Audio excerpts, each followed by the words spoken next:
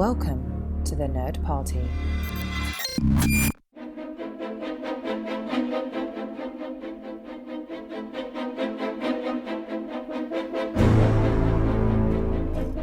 Hello and welcome to another episode of Missing Frames. This is the podcast where we watch all the movies we should have seen by this point in our lives. I'm your host, Shawn Eastridge. We are hanging out over here on thenerdparty.com with the likes of Nerd Nuptial, SETI Alpha 3, Aggressive Negotiations, Filibuster, Babble for 5, and so much more. So check it all out at thenerdparty.com. I am so delighted today to have a guest on that we have not had, and I want to say maybe a year. My wonderful, wonderful friend, Carley Cooper. It has been too long since your last appearance on this show. It has been way too long. What have we been doing? Why do I even have a podcast if you're not on it? I know, like we're on different time zones and we're both adults being busy and whatnot. So I get it. Sometimes you need to have other guests as well. I'm not offended, like I'm okay with it. Well, I'm offended. I'm offended. You should be more offended, and frankly, I'm a little upset you aren't. But we were talking. We've been trying to do another movie because we've done a couple episodes. And for those of you who don't know, I bring this up every episode, but I always assume maybe somebody doesn't know. Somebody doesn't know the fact that we've known each other for so many years. And I more than half my life now. Yeah, I've known you for more than half your life. Last time it was exactly half of my life. Yes, now it's more. So our friendship is just going to a whole other level. I don't know what percentage of my life. I didn't do the math beforehand. I probably should have. We're probably getting close to half your life too then, because you're not much older than me. I think you're 100% correct. I'm also glad this is the tangent we're on right now. So we're going to be watching a movie. You introduced me to one movie. We also watched a movie that neither of us had seen, which was the original Westworld. Oh, it's so good. It's so good. And you had worked on the TV show doing amazing effects work and things like that. And then we did Some Like It Hot because I was a terrible person. I still am to a certain extent, but I was terrible and I had never seen that movie. Nor had I ever seen any Marilyn movie, which I'm still very shooken to my core. You should be more shooken because I still have not watched any Marilyn Monroe movies since. You know what though? I'm not gonna begrudge you that, because when we watched Some Like It Hot, I told you I would send you a list of Marilyn Monroe movies to watch, like starting with what you should progress through, and I haven't done that. So you can blame that on me, as you haven't been given the information to really dive into that yet. So I apologize. Yeah, there's little more I would love to do than blame you for something and not take any responsibility. So I will do that. But this time around, I'm going to introduce you to a movie, and we were trying to figure out what we should be watching. You told me you hadn't seen the movie Clue, which is maybe one of the funniest movies I've ever seen in my life. And I haven't seen it in so long, but it's one of my favorite comedies. And I felt like, you would get a kick out of that. So it is a comedy. It's a comedy. And it's, okay. Then I'm very excited. Yes, it is a comedy. It's also one of the more fascinating productions ever. It's just, where did this movie come from? Obviously, I don't know if you've heard of it, but there is a board game called Clue. And yes, see, that's how I know anything about this at all, is because of that board game. Because I'll be honest with you, I'm racking my brain, and I don't even think I've seen so much as a frame from a preview. I know nothing about this movie. Well, I'm going to tell you why you probably don't know anything about this movie, because when the movie was released, it was not a big hit. It was released in 1985. It kind of went into theaters and then very quickly disappeared. And I don't know why. I think maybe people were like, is that a board game? Is that based on the board game? What is this? Is it supposed to be a good movie? I guess the confusion was merited. There was also a whole thing where, depending on where and when you saw it, there were different endings that they put at the end. Yeah. And the movie that exists on streaming and on Blu-ray, I believe is the one that just includes like all the best endings. So there are a Okay. couple different endings in this movie. So it's a quirky movie. I guess people were turned off by the fact that it's like, oh, it's based on a board game. Also, how No, I many love times do that. I yeah, and they were also confused by the fact that it's like, how many times do I have to see this? This is weird. Do I have to see it 3 or 4 times to get all the different endings? So I think that kind of hurt it. But the movie itself is actually really brilliant. I think it's Wait, one of the most. so was it intended to be that way? Like as if different audiences were playing different versions of the board game so they would Yeah. get different outcomes? Yes. So it wasn't like, oh, this played out bad, we're not making any money, release this with a different ending. It was intentionally confusing that way? It was intentionally released as like there are different endings. Maybe this will entice people to come back and see the movie again and see if they can get all the Oh. endings. But it wasn't good enough to merit going back on its own. Well, it's not that it Is what wasn't I'm good. hearing. I would never say that. I As far as I remember, it's been years since I last saw this, but it is so funny. I think the problem is trying to get people to come see it in the first place because again, Okay. I think the idea of a successful, like well put together movie based on any property that's board game related is probably not that like I don't think you I don't think I would fault anybody for saying I don't want to see a movie based on a board game. If you look at I movies mean, like, Jumanji was great. Jumanji was great, but Jumanji also was a board game after the fact. True. That's how So you got to do it. that's how you got to do it. If Clue had been the movie first and then the board game, it would have been way more successful. Yeah, probably. But that's I think that was why it just didn't people didn't know what to make of it. But the thing is it like had amazing talent involved. You have Tim Curry, he's in the movie, Christopher Uh-huh. Lloyd, Michael McKean, Martin Mull, like all these amazing Which hysterical. character does Tim Curry play? Is he like Colonel Mustard? Oh, he's the butler. Oh, ooh, that's good. Yeah, okay, I can see that. It is I honestly don't know much I need to learn more about this movie. I'll learn more by the time we come back to Yeah, talk about it. of But I course. Yeah. I know so very little about this film. I know that John Landis was involved with coming up with the story, and John Landis is like a really famous comedy director. He'd done The Blues Brothers and Animal House, and he'd also So done an American. I wonder what drew him to wanting to come up with a movie about a board game then. You I know, don't know. like I don't know. I guess what I think is he might have, maybe it was just one of those things where they were like, I have a fun idea. Let's see if we can make this work. yeah, And then they all got because like together. you could just make like a classic, like who done it kind of murder mystery, like a party at a fancy house and not have any ties to Clue. But maybe he wanted to do that and got some kind of deal with like the game people and got funding that way if he tied it to that. Maybe that's what it was, and they thought like, "Hey, let's throw this together." I mean, the movie was only I mean, it's 1985, so this is you have to adjust for Sure. inflation, but it was like a $15 million budget. So it's not like a Yeah. huge movie. It was apparently very like the production all came together. It was very fast. No one who was involved with the movie, like all the cast members are like, it was a blur. We were all on drugs. Nobody knows what's happening. But like the movie, I don't want to say too much because I want you to be Oh, hopefully I'm pleasantly excited. Yeah. yeah, hopefully pleasantly surprised by it. But from watching the movie, it's kind of shocking to me. I think it has a bit of a cult status now, but I almost feel like there still aren't enough people talking about how brilliant this film is because I remember maybe I'm wrong. I mean, the last time I watched it, I was probably in high school or college, but I just remember thinking it was one of the funniest things I'd ever seen, and it's so quotable, and there's so much in it that is so brilliant. It's just amazing that it was just kind of a tossed off thing that somehow was also brilliant.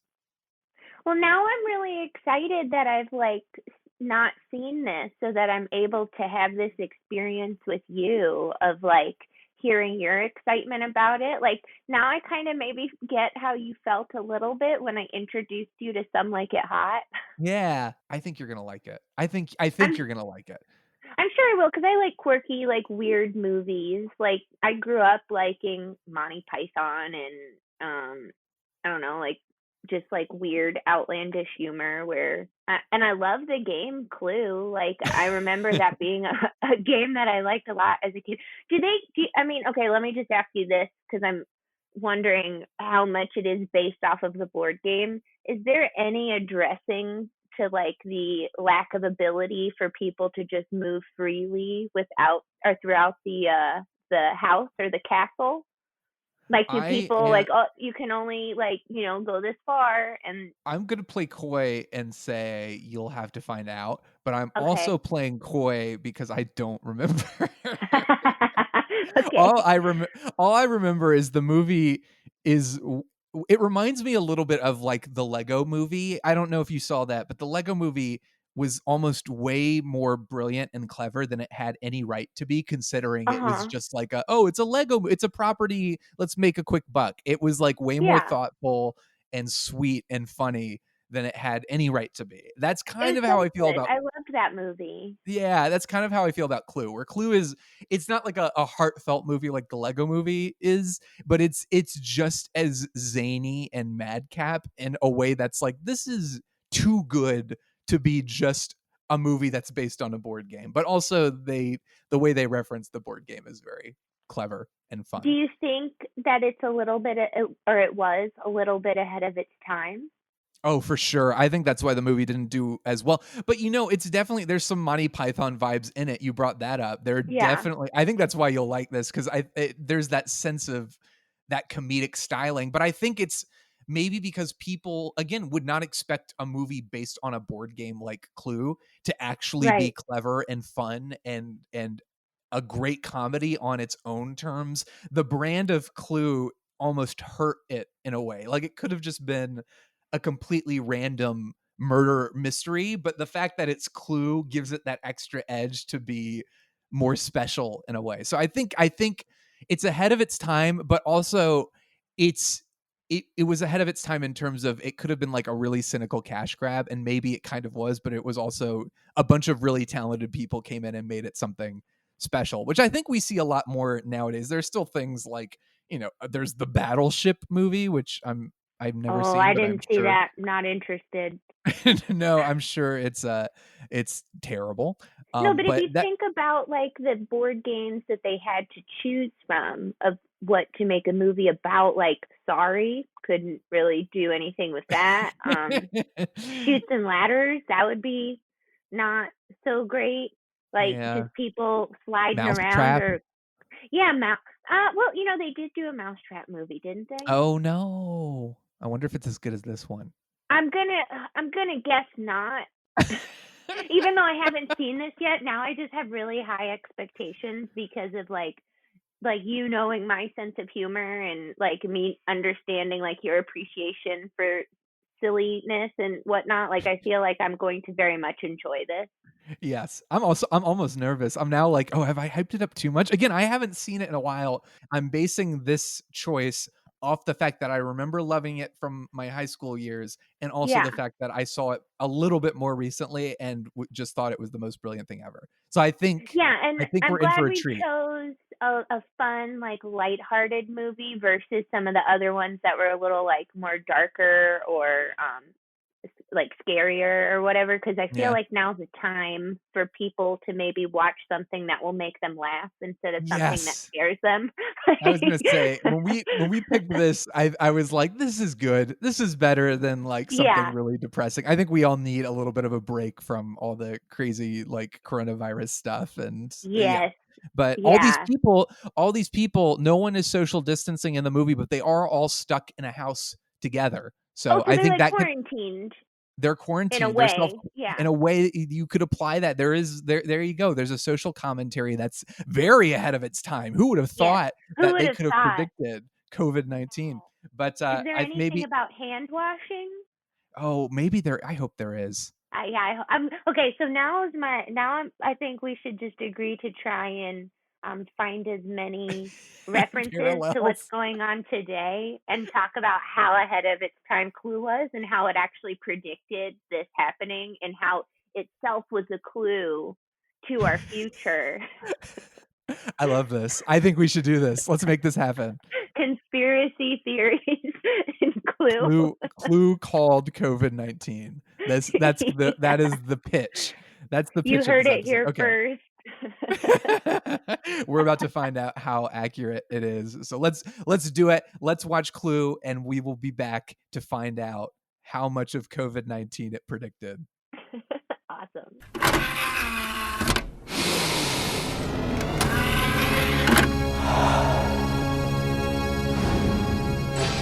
Now available to own on video cassette. All right, we're back. Carley, how do you feel now that you've seen Clue? Was it everything you wanted it to be? It was, and it wasn't. I felt the exact same way. It was so weird watching it after praising it so much in the first part of the episode. I was like, oh, this isn't nearly as funny as I remember it being, but it is still very funny at points. There were so many moments where I laughed or I went, Like, okay, so at the very beginning, the opening credits, I immediately was like, oh, because it said starring in alphabetical order. And the fact that they have to specify alphabetical order just immediately makes me think that there was some issue with who the actual star of this film was. And that like production didn't quite work it out. So the way to like just ease everyone's like frustration about that is just be like, oh, we're just doing it in alphabetical order. That seems like the most political way to be like, nobody has top billing, you're all equal. And in this case, it kind of works. Yeah, but I mean, it should have been Tim Curry. You know, like he's the one who like orchestrates everything. He's kind of the narrator throughout the entire story. He's the one that explains everything. So like really that character should have been, but he wasn't as known as some of the other actors. So but he'd been in Rocky Horror Picture Show, so he was a pretty big star. I don't know, because he was playing a completely different character, and that character was so reliant on like the makeup and the costume, so it definitely wasn't like Tim Curry is the one we know. I think he was known by that point, but I think the fact that the last 30 minutes of the movie is him running around like at top speed and explaining everything. I know in a later interview he said that he like had to get medication for high blood pressure because of his energy levels during that scene. Gosh, that's hilarious. But I do think you're right. He deserves top billing, if not for everything else, at the very least for that last 30 minutes. Well, but he does kind of drive everything. He does. And I also read that originally it was supposed to be Rowan Atkinson, Mr. Bean, who was playing that character. But at the time, that would have been great. But at the time, nobody knew who he was. He was really just like a British star. So like he hadn't, jumped into the Mr. Bean role yet. But like, so it's just kind of funny, the way that I just immediately in watching, I was like opening and it was like, oh, they can't even agree on who the star is. This is going to be great. But you know what? That kind of gives the impression that maybe there was some issues on set as far as like the cast not getting along. But from everything I've read and all the behind the scenes stuff, it sounds like everyone involved in this movie had an absolute blast. So if there was anything, it wasn't ego of the stars. It was just the production, like the marketers saying, oh, just alphabetical order. But also, because I also read that Carrie Fisher was cast as Miss Scarlet. I know, how great would that she went into rehab 4 days before production started. So maybe like them having to like rework some casting things and, like maybe that took place or like had part in why it was listed that way. But I just always think it's like those stupid little details I know like people don't pay attention to, but that was the first thing that pops up on the screen after Clue, and I was like, ooh, yes, there's gonna be some like weirdness. What happened there? You were basically like, could this be the first Clue in Clue? Yes, exactly.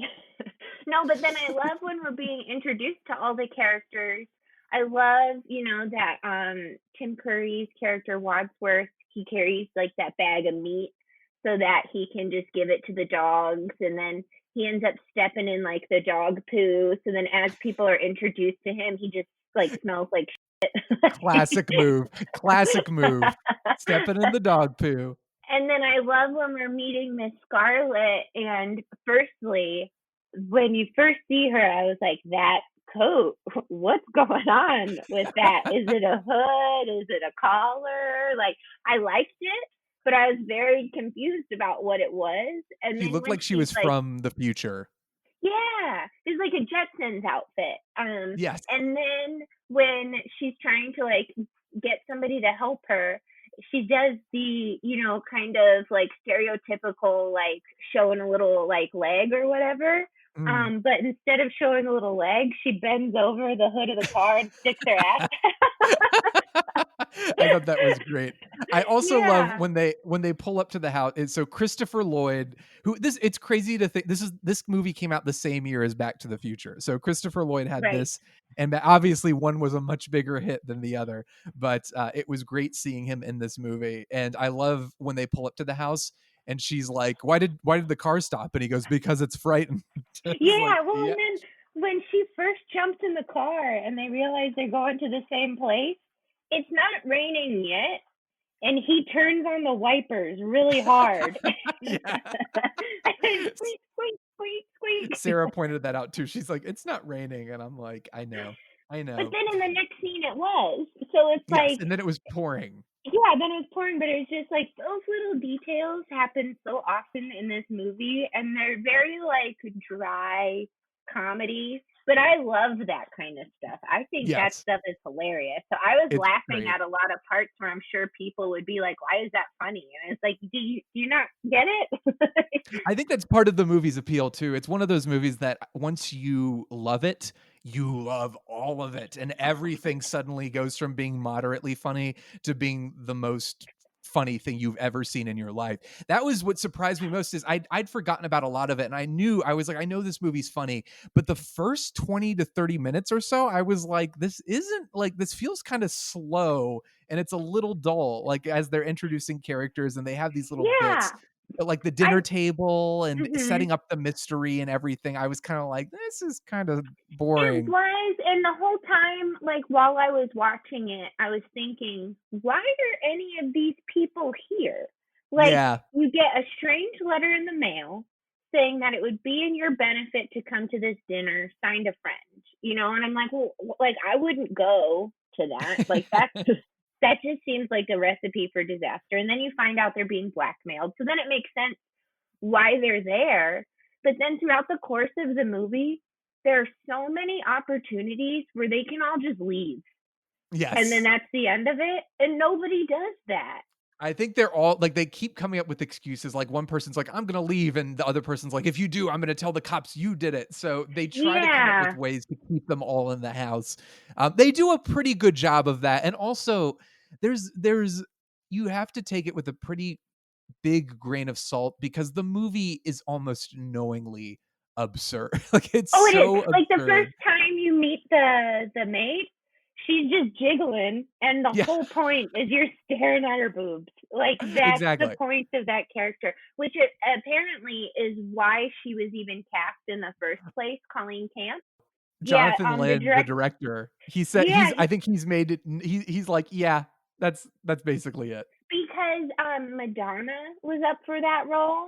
And I forget who else was, but there were like some notable people. But Colleen Camp came in to the audition in a French maid outfit and like really was like over the top about it. But what clinched for her the role was the fact that she was very well endowed.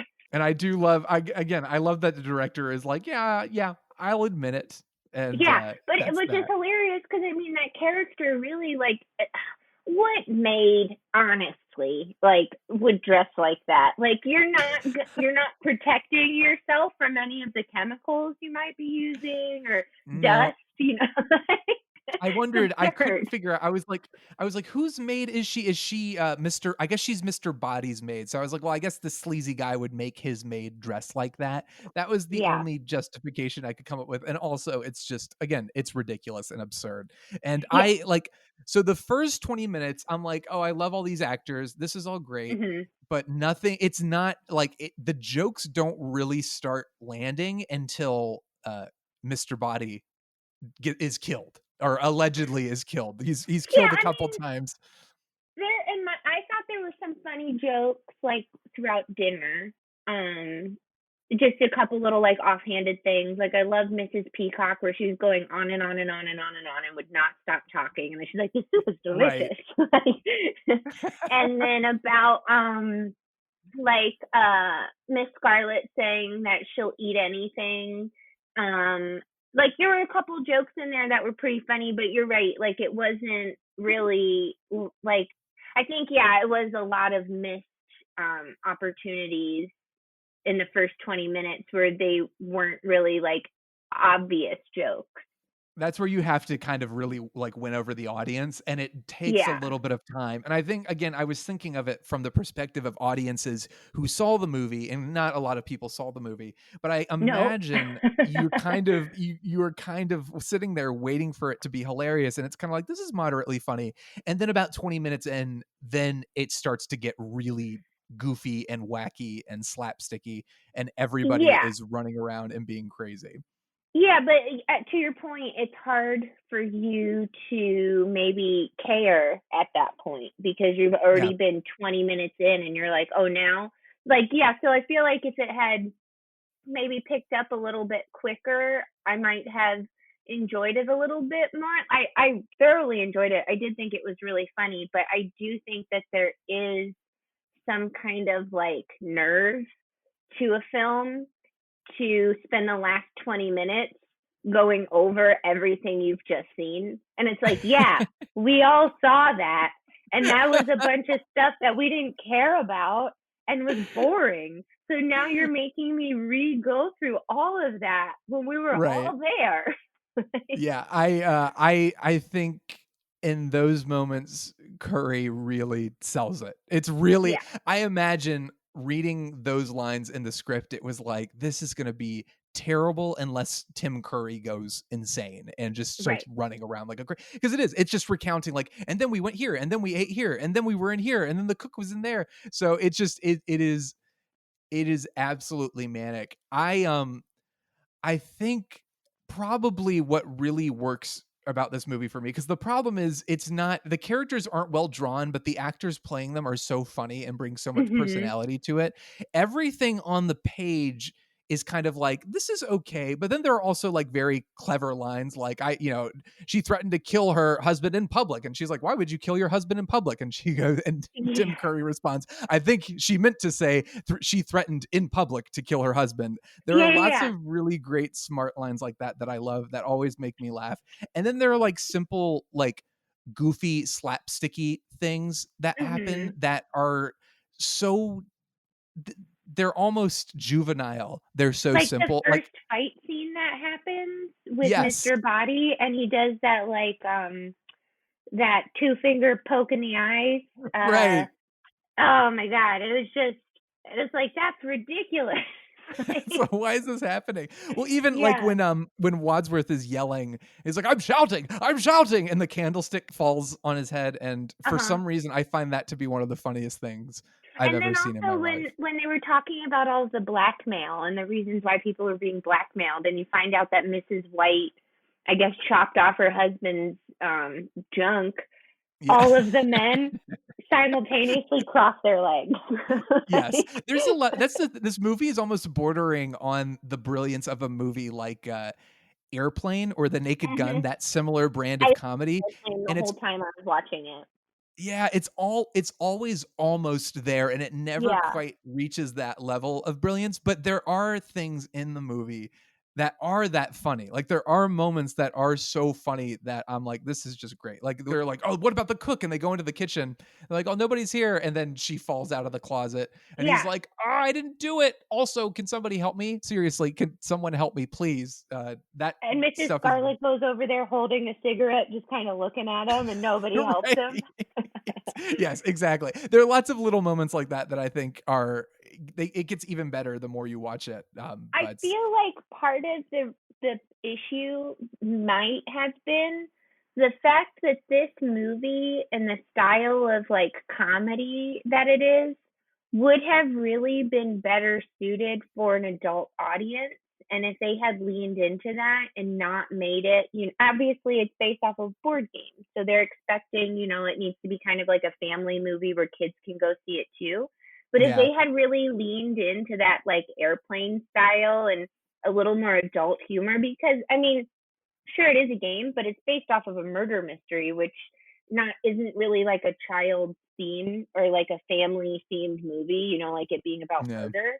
So if they had like leaned into that adult thing a little bit more, I feel like it would have been a little more successful. But who knows? Because it was the first film ever based off of any board game, so it's kind of uncharted waters. So it's the first, and honestly, could we call it the best? It probably is. I don't know if there's another board game.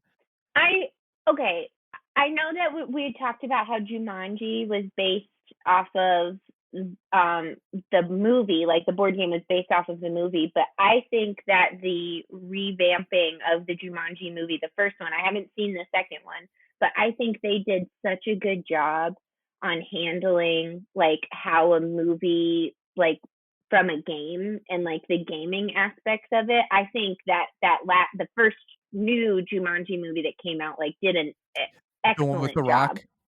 Yes. Yeah. Like in the way that they dealt with it being a video game and like the jokes within that, like I thought they really, really did a good job where they still made sure that you understood that it was a game. But obviously, like this is different because it's just based off of the story about a board game, which, like again, Jumanji almost it had more working against it because you were making a sequel to this classic movie. I mean, it's not a great movie, but the Robin Williams movie is so beloved. So they kind of had more stacked against them, but they went in a completely different direction. And I agree, it's almost like accidentally the best video game movie so good. ever. It's yeah, so in the good. in the same way that Jumanji, the original Jumanji, is accidentally the best board game movie ever, even though neither of them are based on a board game or a video game. They kind of take the energy and the thrill of what that might be, and they kind of do implement it in a way that's very effective, in a way that Clue does a very good job of like the character names are there. Apparently the layout of the house is exactly as it is exactly on the the board same, game, and the shortcuts are exactly the same. The shortcuts are the same, and then also you have all the weapons are in there. They found a clever way to get everything in there. It's just then the movie just becomes sort of its own thing and just loses track of whatever relation to the game, which I think it almost makes it better because of the fact that they were like, it's kind of Clue, but also it's just this ridiculous because movie. The thing is with Clue, like every game is a little bit different, being on who, what, with, where, and they tried to achieve that by having different endings, but obviously that didn't work out so well. And you got to see all three endings, right? Yes. Yeah. And then, so there was a fourth ending that was a lot darker, and I read about it, and it was just like, we can't end up putting that one in where Mrs. Peacock gets shot. And she dies instead of just getting arrested. Yeah.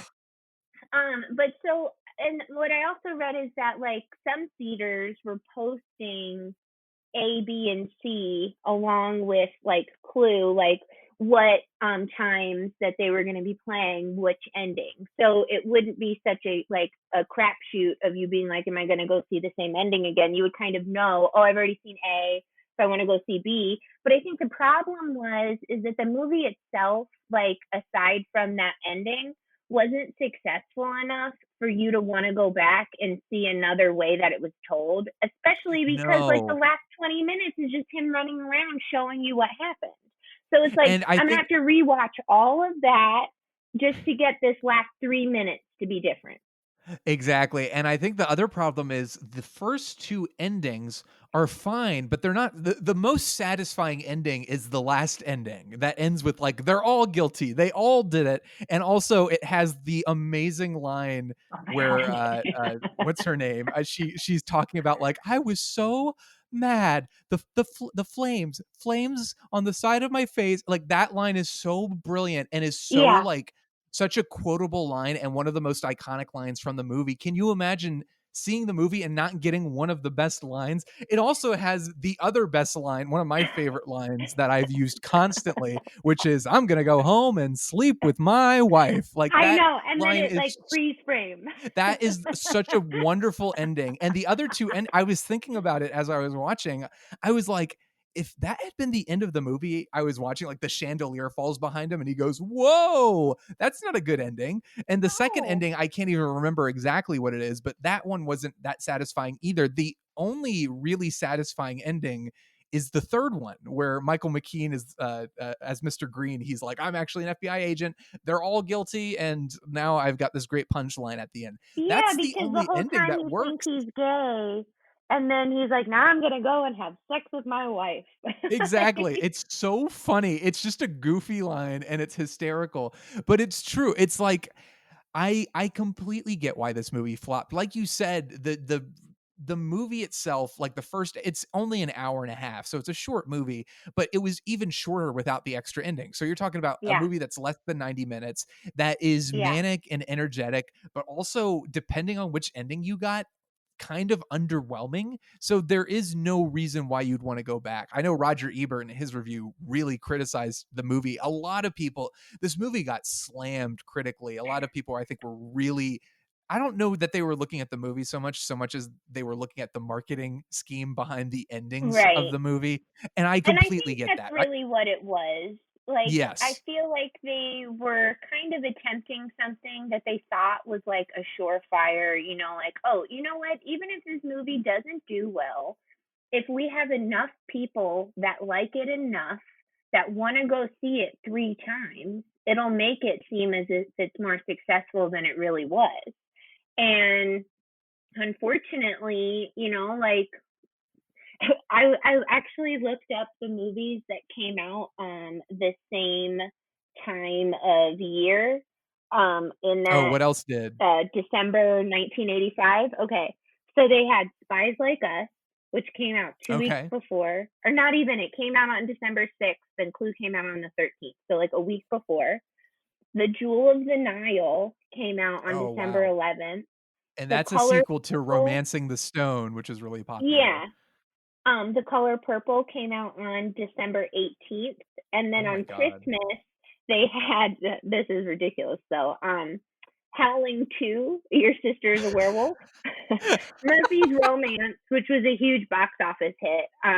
But so like it was going up against some stuff that was like, more interesting, that like if you go see a movie every weekend, you're thinking, okay, this movie comes out, if people love it, then maybe they'll want to go the next weekend. Well, the next weekend there was The Color Purple, which was a Right. smash, and Out of Africa, which was also a smash. So like, like, and then the following weekend and the fall, like, you just didn't have There's no the, place. no, there's no place for it. And as much as I love the game, I just couldn't imagine like a scenario in which, like, I feel like if they had strayed away from the fact that it was Clue and just done a murder mystery, because like this was one of the last in this period of like mansion murder movies that were coming Yeah. out, that started kind of in the mid 70s. So like there was a market for that, but I feel like they just kind of missed the mark a little bit with trying to just tie it too much into Clue, the Yeah. game, You're and right. Yeah. trying to figure out a way to incorporate these characters instead of just allowing like a cool kind of murder mystery story, but have it in the vein of comedy, like Airplane. Like Airplane's a very dramatic movie if you think about it, because it's like a plane up in the sky and it's got issues and it's going to crash. Like that's high stakes, but it's hilarious the way that they deal with it. So they could have gone along the same vein where this is high stakes and there is a murderer in this house at this dinner party, and there could be a better reason for all of these people having to be here. But because they had to tie it into the characters of Clue, they were really limited to what they could do with that. Yeah, I agree. I think part of the problem is this movie kind of, it needs the brand. Otherwise, why does it Hmm. exist? Like the fact that this is the Yeah. Clue movie almost makes it even better in a way, because Mm-hmm. the fact that you're like, I completely agree with everything you're saying. I think it was just a marketing nightmare, and all the decisions they made surrounding the movie's release prove that. And it proves, like, Yeah. during Christmas season, I think they're thinking, oh, the families are going to want to go see this movie. It's And they're Clue. going It's to want based to off the buy board the game. box. They're going to want to buy the board game. They're going to want to buy all the merch and stuff. And it's like, well, I mean, but it needs to be a good movie. Yes, it is a very popular board game, but it needs to be a movie. Because like we were talking about before, you couldn't make a movie out of Chutes and Ladders. If you made a movie about life, like, I mean, come on. You couldn't make a movie about Scrabble. Like, Clue, I guess, might have been the obvious choice at the time, but I don't know. Yeah. But the fact that it exists as the movie version of Clue is almost like, it has to, in a way. It almost has to, because otherwise the movie just disappears. But there's something so hilarious and weird and insane about the fact that it's like, yeah, we made a movie based off the board game Clue, and this is what it was. It's like this insane movie with completely, like, the movie is so like absurd and zany, and at a certain point it doesn't even really have anything to do with Clue anymore. It's just its own movie. And it is very fun. It is a fun watch, but I wouldn't pay 3 times to go see the 3 different endings. I wouldn't either. You put all the endings on the movie and you make it that way. But and then you could have even done the thing. Do you remember when they were allowing audience to like vote on stuff in theaters? I think so. I remember there was a period where they were trying that to see how it would go. Like, that kind of would have been cool for Clue if that had been something where they allowed the fans of the movie to decide, like, who actually did it. Like, you be the detective, you decide. And you could maybe, like, write in, another marketing scheme or whatever, but you put all 3 in front of the full audience and you let them see and you let them decide. And then that dictates maybe, like, something along that gets released later with the box, the VHS release, or whatever. And I think, what's funny too, I was just thinking about the third ending, which is easily the best ending. That is the only time where anybody says it was everyone in the library with the wrench or with the revolver. Like, it's the only time anyone says that in the movie. And so again, you're robbing audiences who went and happened to get the first 2 endings of all the best moments. And and again, if there's anything we know about Clue, it's that at the end you pick who did it, how they murdered them, like what weapon they used, and in which room they do it. And I don't think they ever say that again in the rest of the movie. So I agree with you. Yeah. No, I mean, I was just like, I also thought it was a little bit weird. I mean, I get it. Like, you need to introduce these aspects because of the game. Like, and Tim Curry does the whole thing where he's like, we need to figure out who did it, what room it was in, and what they killed him with. Like, he states that because those are the rules of the game and that's how you play. But it was very odd to me when they were all gifted these weapons. And I felt like that was kind of a really lazy way of introducing this stuff. And by turning it into a thing where it's like, you can either kill him or wait here, like, it was just kind of like, I felt, I mean, again, I'm not a writer, and I know that there was some struggle when it came to the writing of this film. So, like, but I just feel like the fact that they were in a mansion, there could have been these random items placed all over the home, like the candlestick. There could have been a revolver in a desk drawer. That wrench could have been in the cellar. The rope could have been in that closet. A pipe, like, all this stuff could have been placed around, and these people could have been fearing for their lives and picking up these random objects to, like, protect themselves, and then ended up, like, dropping them in various places. And that would have been a more interesting way to introduce all of these, like, viable options of weapons instead of just being gifted at the beginning and say, use these. And being like, hey, here, you know what these are, right? These are the things that are from the board game. I agree. I think your version of the movie is probably way better. As now so there's a lot of stuff that doesn't work about the movie. What are the things that did work for you? What were the things you really enjoyed that really stood out? Do you have a favorite quote or a favorite character? Okay, well, so how we talked about this whole COVID-19 thing, we were gonna try and figure out how this movie Yes. predicts I it. was Okay. about to ask. I want to know.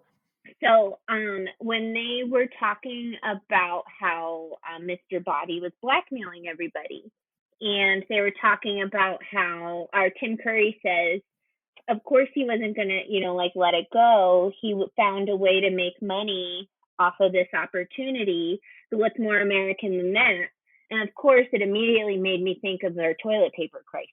How people are hoarding toilet paper and capitalizing off of that, and then Right. reselling it online. And what's more American than that?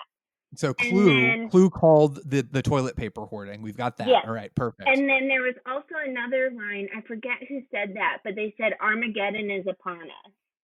And it was I think later with the FBI agent. Oh, yeah. It was when he was pretending to be the Bible salesman, the Jesus Yes. person. Yeah.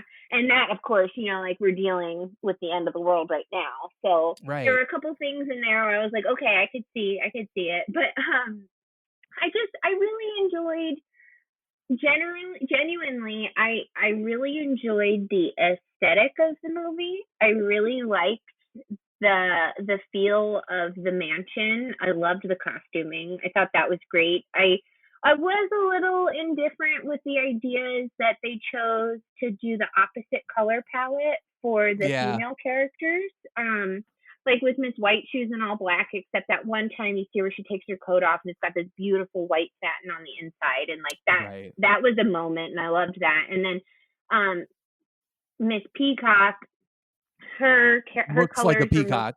well. But the thing is, and what I was reading is that in her costume, all of the plumage in her hair was actually feathers from a female peacock, which is why they don't look like traditional peacock feathers. So there still were, peacock elements to her, which I thought was pretty cool and clever, and it wasn't so on the nose. Um, but with all of the male characters, they did go in line with what kind of their color scheme was. So I was interested as to why the costumer chose to go the opposite with the women.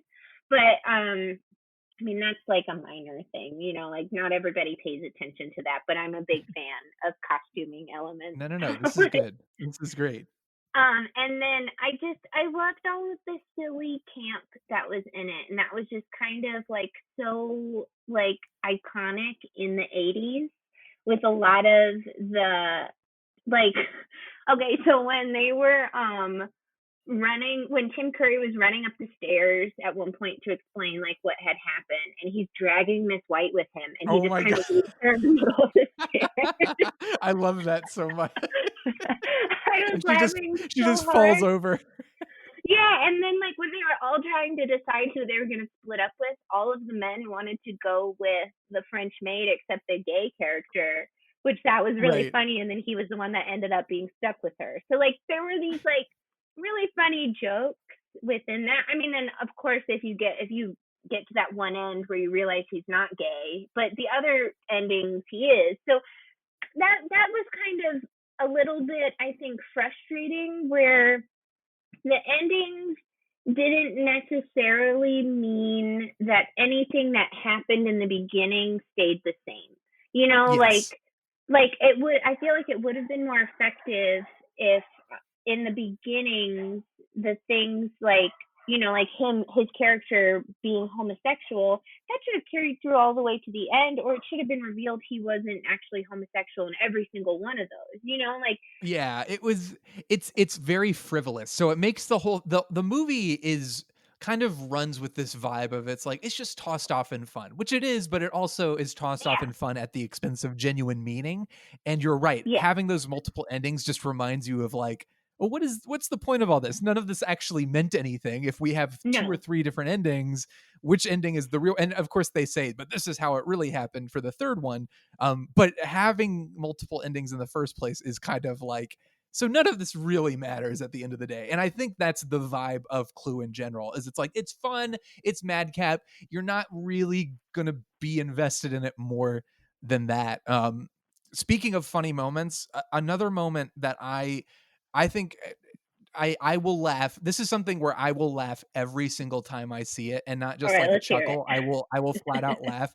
I think it's the funniest moment in the entire movie is when after Mr. Body, like they find him in the bathroom and he like it falls on Mrs. Peacock and she's like, "Oh my god, no!" And they get him off her, and then she's like, "Oh, I feel faint." And Wadsworth goes, "Oh, she's going to faint! Quick, fall into my arms!" And she just falls right through his arms. That is, I will laugh every single time that happens, and it's like a genuine belly laugh. I find No, that that was so so funny. good. I agree. There were so many funny moments like that where it was just the physical comedy was hilarious. Like the French maid running down the stairs at one point. I forget what moment. I think it was when like the doorbell rang.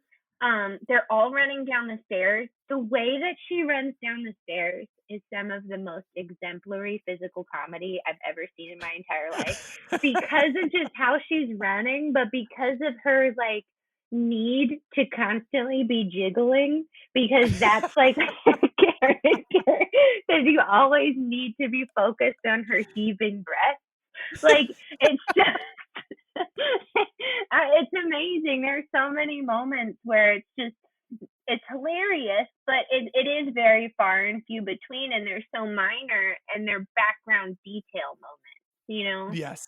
Yeah. There's a lot of the movie has so many, that the people making the movie are having a ton of fun, and Mm-hmm. they're smart, and it makes you wish like, oh, if only it had been a little bit faster, especially in the beginning, a Yeah. little bit funnier, a little bit tighter, and the jokes, some of the jokes are funny, moderately funny, but they don't land as much. But I Mm-hmm. wanted more things like speaking of the French maid, when Mrs. Peacock is like, "Oh, I need to go to the restroom. Do you have a restroom?" And she goes, "Oui, oui." And she goes, "No, I just need to powder my nose." Yeah. Things like you need more of that. There wasn't enough of that in this movie. For some reason, I remember there being a lot more of that. I mean, there was a good amount, and like I like okay, so when they were recanting, what was going on, and Tim Curry's running around, and he throws Mr. Green into the bathroom, and he closes the door, and like immediately when Mr. Green comes out, like you hear a toilet flush, and he's like washing his hands, like so it's like he had just got thrown in there, and he's like, well, I might as well use this.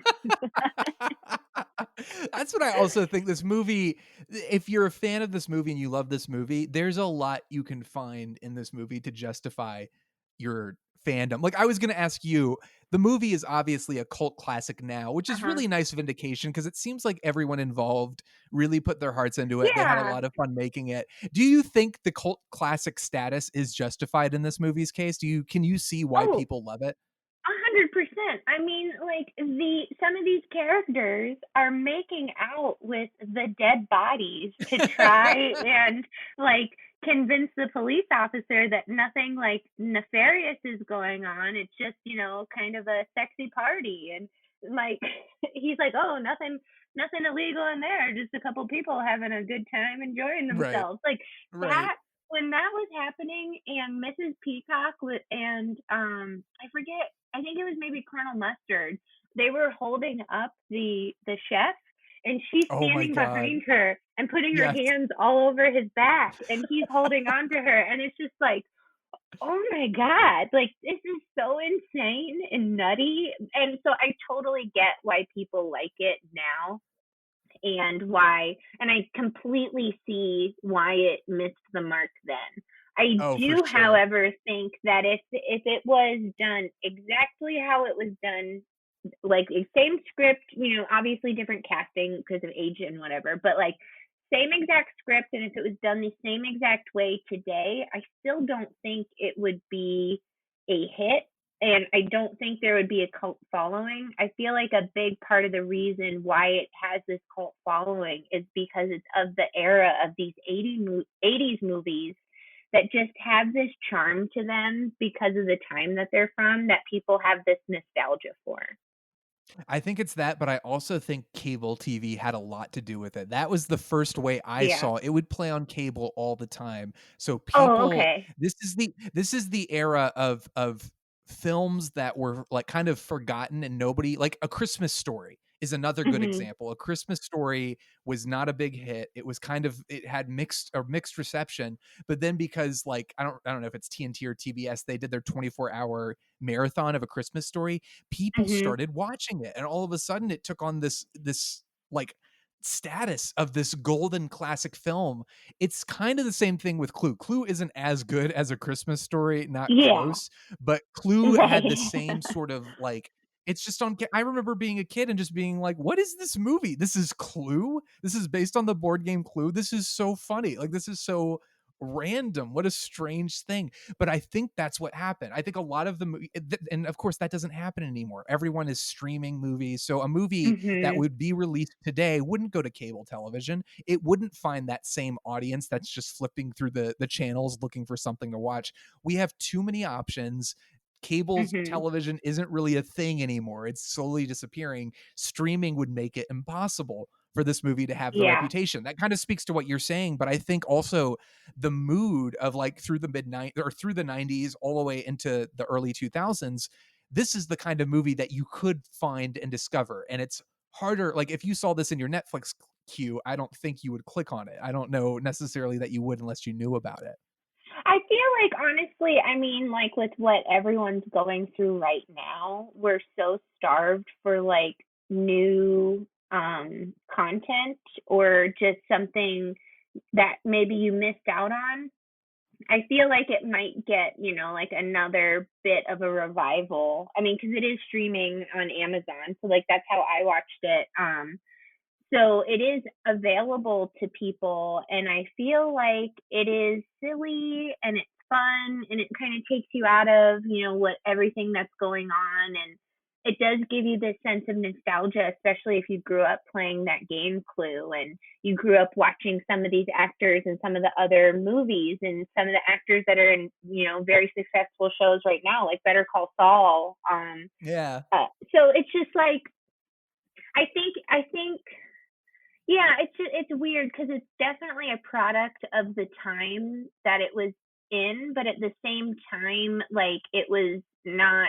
It couldn't have been successful when it was Yes. released, and I feel like it is one of those movies that it ages much better, and it Hmm. does get funnier with time, and just like seeing some of these people's performances and how over the top and crazy they get, you really appreciate that. Absolutely. So what else, anything else we have to add, or do you think we've covered it? Well, so okay, I was Googling a little bit about just Clue in general, the game, and found a couple things that were pretty funny. So originally, the game was officially released in like 1949, Hmm. and the original weapons that were included, there were 10 characters and 10 weapons, which got trimmed down Okay. to 6. Um, but they original one of the original weapons was a shillelagh, which is an Irish walking stick, a hypodermic syringe, Oh an my axe, God. a bomb.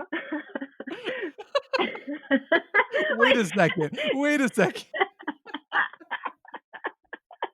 How could the house still be standing? You wouldn't know. maybe it's just Oh, a bomb, that's like why they I got rid don't of the know, bomb. a bomb, some poison, and a fire poker. And Oh my the God. original game, when it came out, like the pieces, the lead pipe was actually a little teeny tiny lead pipe, um, which is poisonous. I was gonna say, did people get lead poisoning? I'm sure they did, but in the 60s, they changed it to steel, and then the ones you can get now, they're made out of pewter.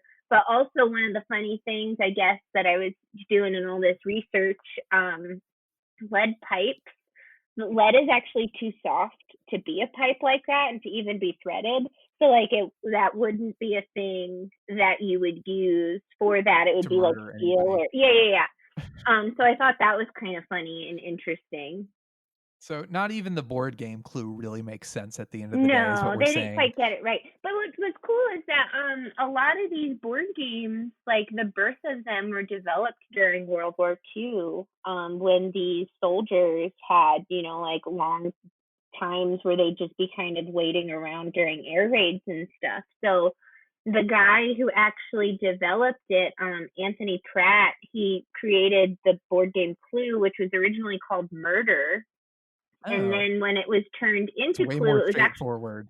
yeah, it was actually called Cluedo, which is supposed to be a play on words, like with Clue, and then like something do meant I play in Latin. And then like Oh, when Parker Brothers bought it, they changed it just to Clue because it was just huh. easier for people. So there's like a cool evolution with that game and just like the time period and, you know, like America's history and being in World War II and all of the crazy board games that came out of the invention of a lot of these soldiers. And Yeah, that's the incredible. guy, yeah, Anthony Pratt, like he was a big time murder mystery fan and he just loved, he played piano at like rich people's parties for murder mystery dinners.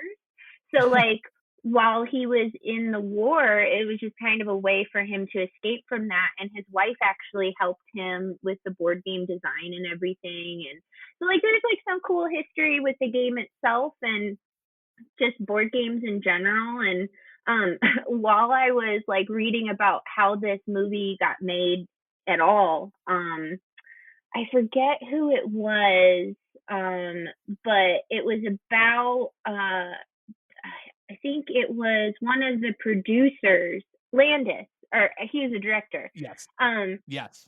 so he had Well, he's written not to that he was somebody. the story. He came up with the story for it, but he was also a famous director as well. Yes. So he had written to somebody about. I'm not going to be able to find it. I wish I'd written it down. But the point that I'm making is he had written to somebody, and they wrote back to him, and he, in his interview, specifically stated, you know, I received this beautiful letter on this just beautiful onion skin paper, and I was like, what is onion skin paper? So then I went on this rabbit hole down researching about onion skin paper. It seems pretty nice. So, That seems delicious. yeah. Yeah, I didn't know that was a thing, but it is. So that's kind of Now cool. we all know. Yeah, Yeah. so you know, if you're looking for That real should have been a fancy murder weapon in stationery, it Clue. should have like get a crazy paper cut.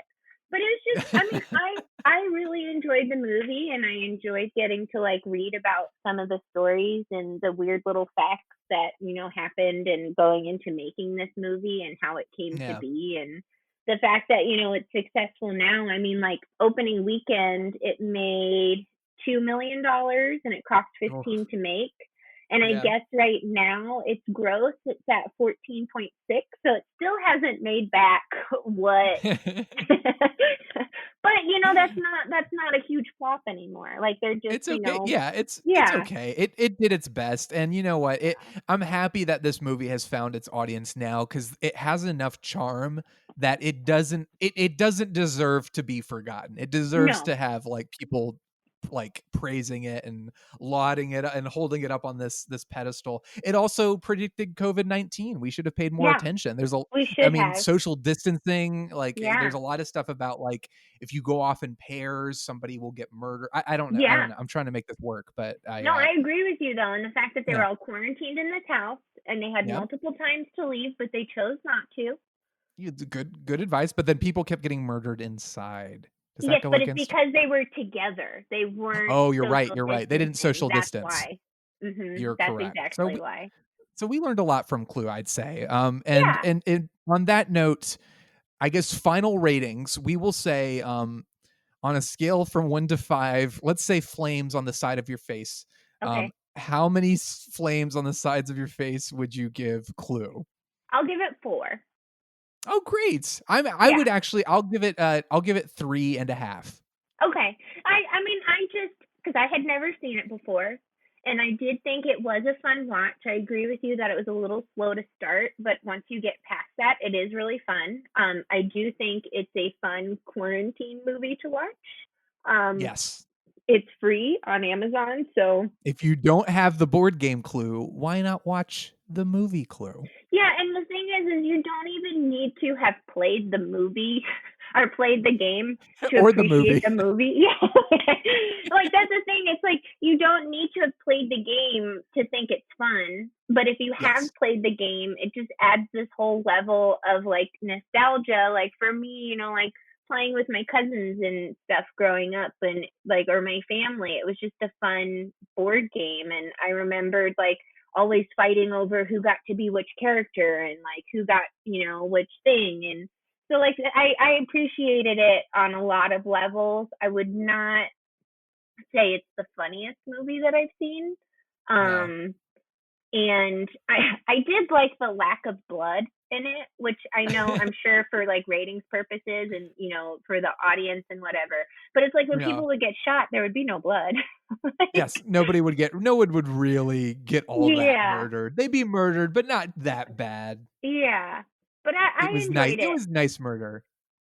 So I really appreciate you on opening my eyes to this movie, because I mean, I'll be honest with you, I didn't even know it was a comedy when I knew nothing about it other than it was called Clue. I knew Tim Curry was in it, and I knew it was supposed to be based off the board game, and that was it. So And I now was you know not, so much more. yeah, and I was not disappointed. I will say I was not disappointed. I will say, though, that I was expecting it to be a lot funnier based off of our previous conversation and your I was glowing too. review of it. I know, God. Yeah. That's gonna be on the internet forever. Is Yeah. me. There haven't been many episodes of Missing Frames where I've like been like, this movie's amazing, and then come back and be like, actually, you know, it wasn't that amazing, but it was still pretty good. What are the other I'm ones usually that were maybe amazing and not great? This is the only one I can think of. I am usually a genius and always have great taste, so it rarely happens. Oh, sure. I am Of course. I am the best podcast host, so I would never mislead my audience in that way. So it's a very rare occasion. This is one of the only, and I would not, even if I did, which I never do, I would not tell you which other movies were. You'd have to go back and listen to all of Missing Frames to find out. I'll just have to go through the library. I mean, I got tons of time now. Everyone's got tons of time, so everyone should listen to Missing Frames. But Carley, if people wanted to find you out there on the internet, that sounds so creepy, especially after talking about Clue and murder. We probably shouldn't phrase it that way. But if people wanted to like follow you and see how cool you are, where are you on social media? So I am only on Instagram, and it's at Carley Does Makeup, and that's CARLEY Does Makeup. There is another person, also Carley Does Makeup, that doesn't spell it with an E, and she and I have been like tagged in each other's things sometimes, and I'm like, what the heck is this? And it's not me. And she does like bridal makeup, so I'm sure she gets very confused when there's like monster stuff. Right, and horrible gore makeup effects. Yeah, this has been a running theme of the past couple of Missing Frames episodes, where we have had to talk about our different social media names across platforms because other people, like for instance, there's another Shawn Doorman on Twitter. Yeah. So I have to be at Yay Shawn Doorman on Twitter. It's very frustrating, but I'm glad this has been a theme of the past few episodes. Understand. But also you spell Shawn, you know, a little bit differently than some other people spell Shawn. So a little bit more correctly, I would say. I would agree. I personally think phonetically the way that your name is spelled, it looks most correct.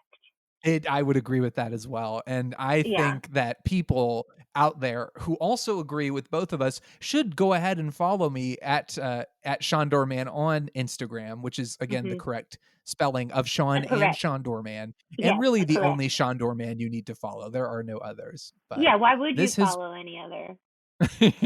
But this has been such a delight. Carley, let's do this again, please.